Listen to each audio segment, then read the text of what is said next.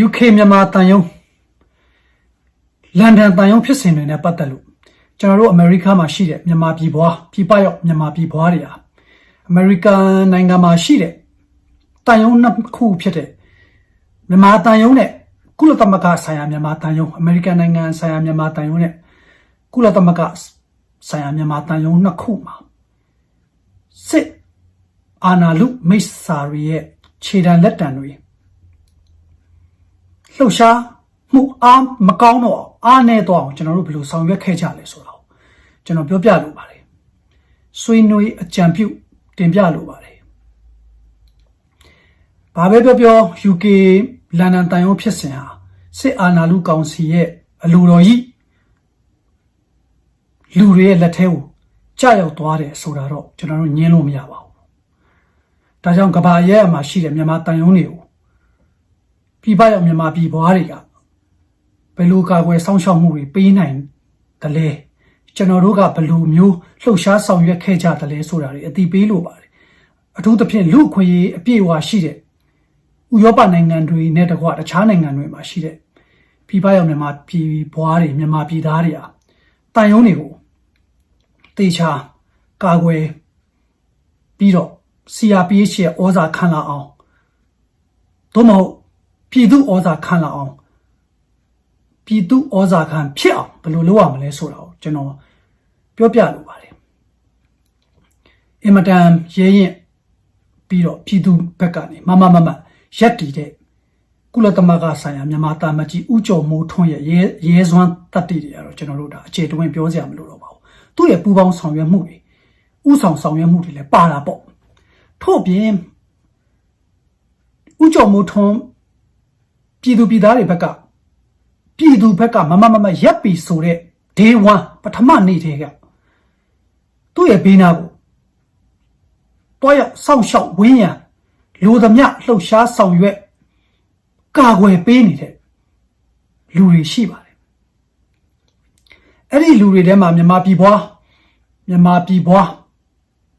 တက်ကြွလှုပ်ရှားသူတွေထဲမှာအများသိနိုင်တဲ့လူတစ်ယောက်ကတော့ဒေါအောင်ဆန်းစုကြည်ရဲ့တက်တော်ဆောင်ဒုက္ခပင်လယ်ဝေနေတဲ့အချိန်တွေတုန်းကတက်တော်ဆောင်အဖြစ်ရွရွချွန်ချွန်ဘဝပေးဆက်လှုပ်ရှားဆောင်ရွက်ခဲ့မှုတဲ့ကိုဖိုးခွားဖြစ်ပါတယ်သူကနယူးယောက်မှာနေပါတယ်နယူးယောက်မှာနေတဲ့လူပါ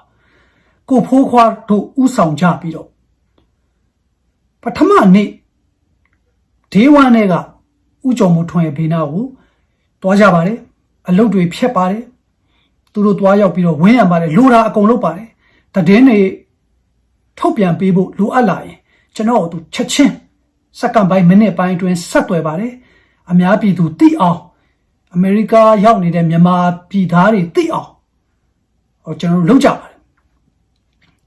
အဲ့ဒီလိုတိုက်ဝန်းနဲ့ဝင်းရံကြတဲ့အခါကျတော့ကျွန်တော်တို့အချိန်နဲ့တပြေးညီဖြစ်စဉ်တွေတည်င်းတွေကိုထုတ်ပေးနိုင်တယ်ကာကွယ်ပေးနိုင်တယ်ဥပမာဦးကျော်မိုးထွန်းရဲ့နေရာကိုလူယူဖို့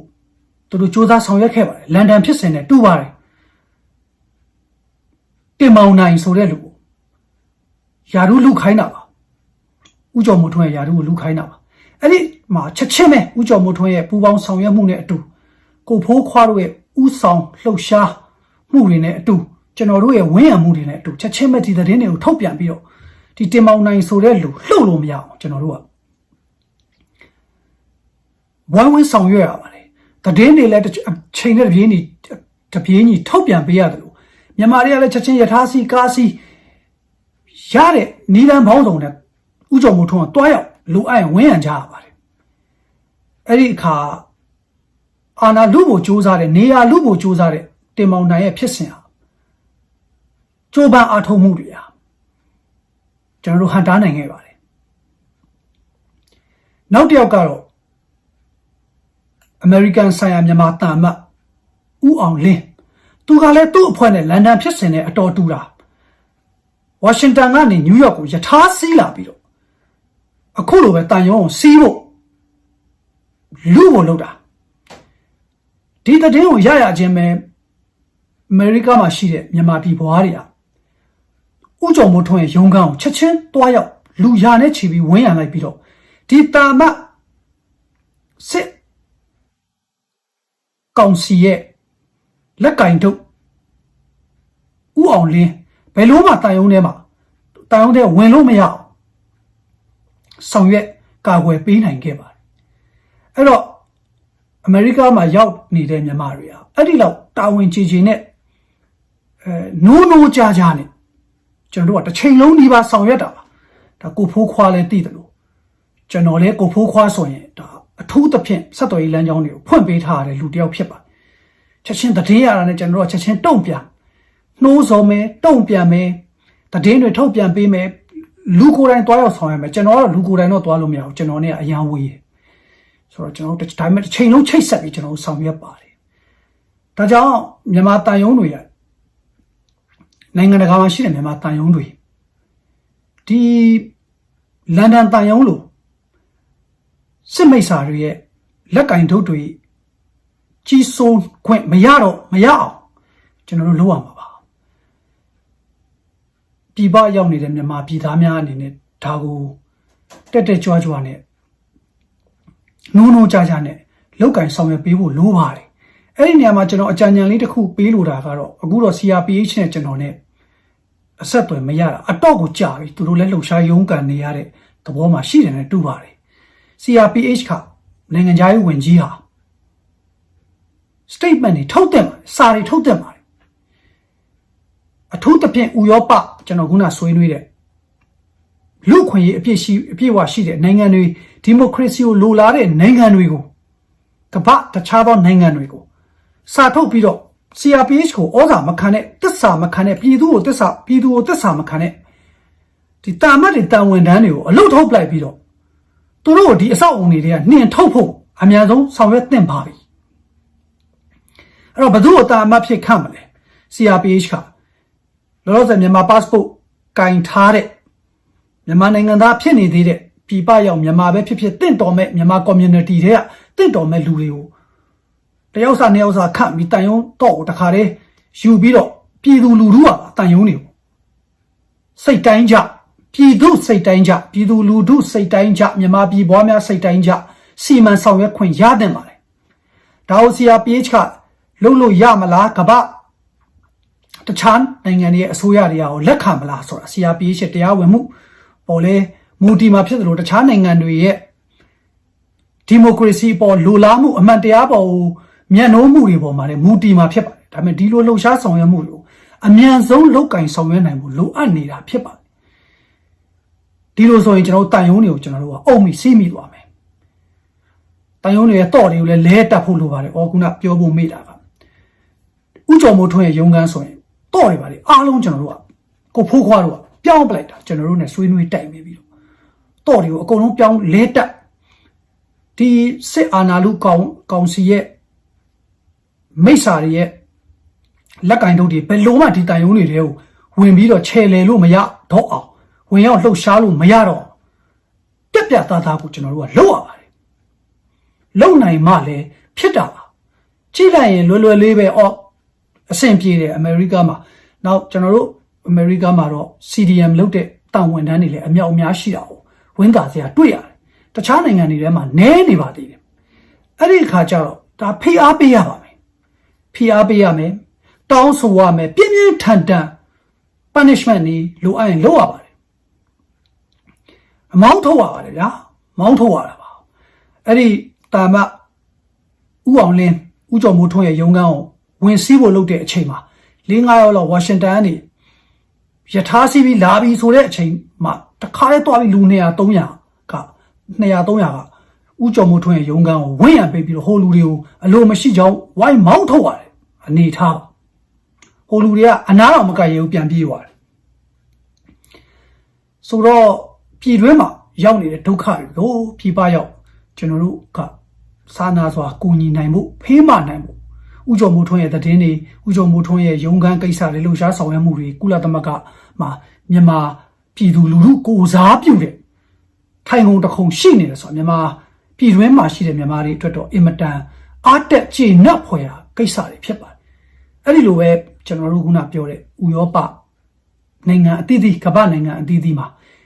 ပြည်သူအလိုအကျ CRPH ရဲ့ဩဇာခံပြည်သူဩဇာခံ တန်တမန်တွေသာရှိနေမယ်ဆိုရင်ဒီမိစ္ဆာတွေရဲ့နိုင်ငံတကာတန်တမန်ဆက်ဆံရေးကလုံးဝကြဆုံးကြရှုံးသွားမှာဖြစ်ပါအဲ့ဒီအနေအထားမျိုးရောက်အောင်ပြပရောက်မြန်မာတွေကနိုးနိုးကြကြတက်တက်ကြွကြွအချိန်ပေး